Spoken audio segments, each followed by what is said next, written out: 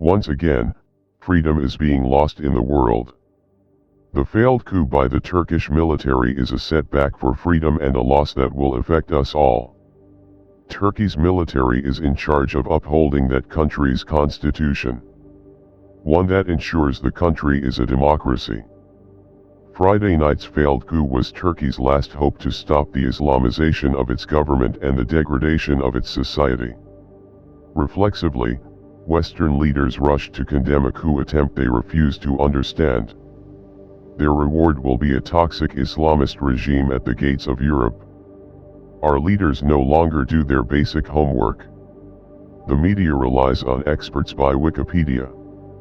Except for PC platitudes, our schools ignore the world beyond our shores. Deluged with unreliable information, citizens succumb to the new superstitions of the digital age.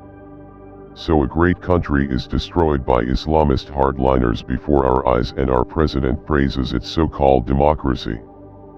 That tragically failed coup was a forlorn hope, not an attempt to take over a country.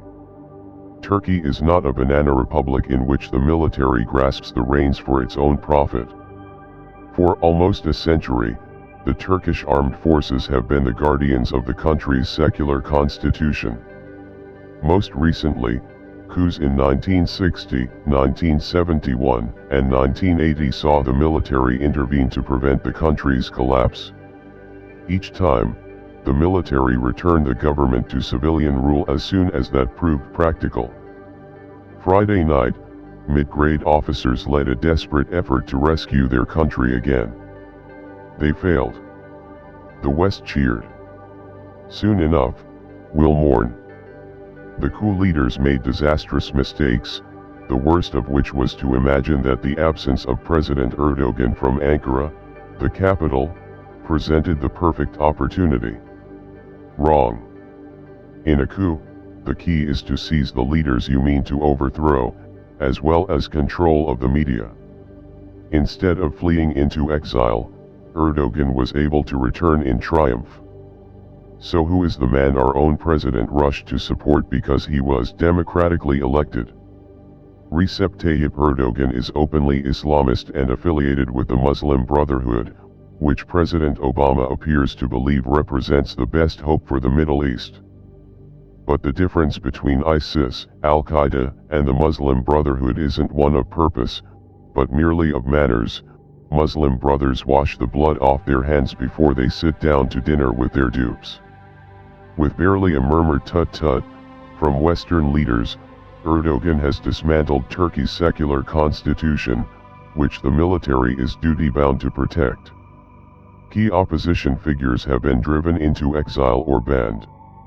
Opposition parties have been suppressed. Recent elections have not been held so much as staged.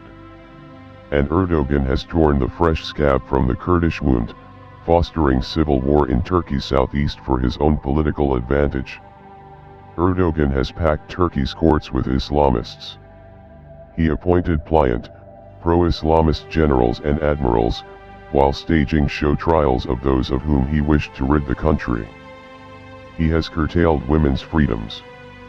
He dissolved the wall between mosque and state. Friday night, he used mosques' loudspeakers to call his supporters into the streets. Not least, he had long allowed foreign fighters to transit Turkey to join ISIS and has aggressively backed other extremists whom he believed he could manage. And his diplomatic extortion racket has degraded our own military efforts against ISIS. That's the man President Obama supports. And the leaders of the ill-fated coup? What did they stand for? Mustafa Kemal Ataturk's legacy and a secular constitution. One of the great men of the last century, Ataturk, an innovative general by background, pulled Turkey from the wreckage of World War I, abolished the caliphate, suppressed fanatical religious orders, gave women legal rights and social protections, banned the veil, promoted secular education for all citizens of Turkey, strongly advocated westernization and modernization, and promoted a democratic future. The officers who led the collapsed coup stood for all those things. President Obama and Secretary of State Kerry opposed them. By Saturday morning, it was clear that the mullahs and mobs behind Erdogan had won. Erdogan will use the coup as an excuse to accelerate the Islamization of his country and to lead Turkey deeper into the darkness engulfing the Muslim world. His vision is one of a neo-Ottoman megalomaniac. NATO, which operates by consensus, will find itself embracing a poisonous snake.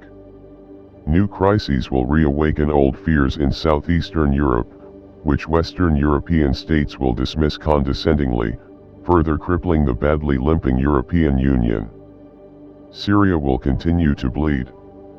And educated, secular Turks will find themselves in a situation like unto that of German liberals in the 1930s. We may see new and unexpected wars. With such an obvious goal, why did no other country step in to support the coup? The answer is simple. Current world leaders do not want their citizens to be free. Barry Sorrento condemned the coup and showed support for the Islamic-based government currently in power in Turkey. There is little doubt he would like to pull the US down that dark and foreboding abyss as well. We are seeing more countries all over the world trying to take back, or maintain their basic freedoms. A desperate, ill-planned coup has failed in Turkey. Prepare for the darkness.